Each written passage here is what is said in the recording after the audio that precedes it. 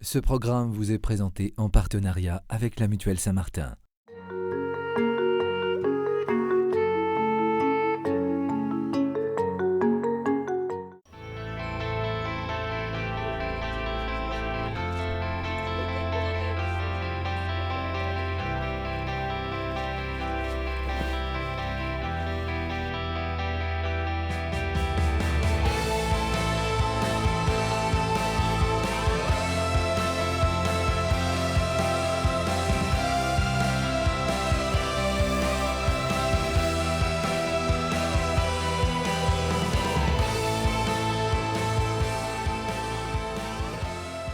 Je pense qu'il y a une chose très importante dans l'éducation scout, c'est bien sûr la vie ensemble, etc. Et la formation du caractère et la découverte de la nature. Elle apprend le sens du réel, c'est-à-dire on peut rêver de tas d'aventures le jour où il faut monter une côte sous la pluie, où la boue fait décoller les chaussures des chevilles. Ça, c'est la réalité de la nature et ça fait toucher du doigt le réel et c'est très pédagogique d'avoir un beau bout de bois et d'en faire une table. C'est très pédagogique de pouvoir ensemble construire un kraal ou un objet dans un camp et également de découvrir des horizons différents.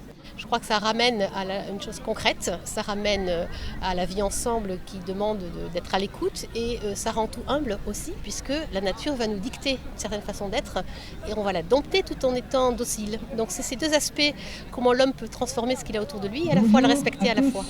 Nous vivons dans des sociétés qui de plus en plus sont fascinées par tout ce qu'on appelle le virtuel. Tout ce qui est, évidemment, téléphone portable, connexion internet, et les jeunes passent un temps impressionnant devant des écrans. Retrouver l'espace de quelques jours, notamment pendant l'été, le contact avec la nature, avec les choses simples de la vie, aide à retrouver un équilibre de vie qui est fondamental.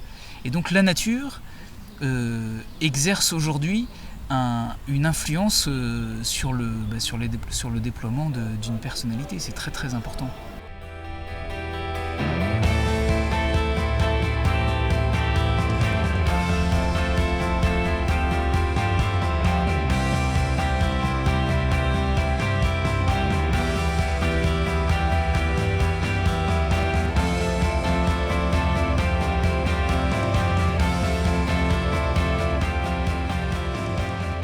Regardez ce que c'est qu'un jeune dans la nature, qu'est-ce qui se passe pour lui?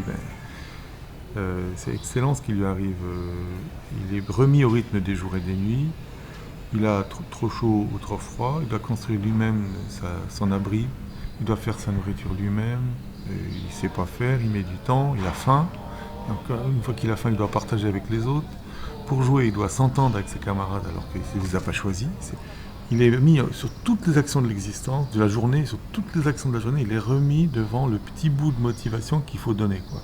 Donc il prend contact avec sa motivation. Au fond, c'est comme si je disais, si tu veux vraiment comprendre le monde dans lequel tu vas vivre, retire-toi dans la nature et prends la mesure de ce qui t'arrive avec tes camarades. C'est ça.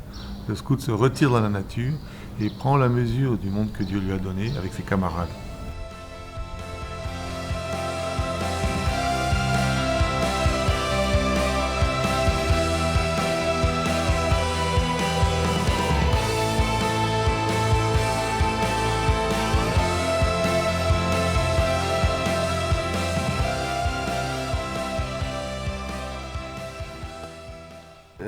Le camp se situe toujours dans un endroit que je ne connais pas et donc je découvre de nouveaux paysages. Et pour les plus âgés, quand je fais un raid, quand je me promène, je sors et je regarde.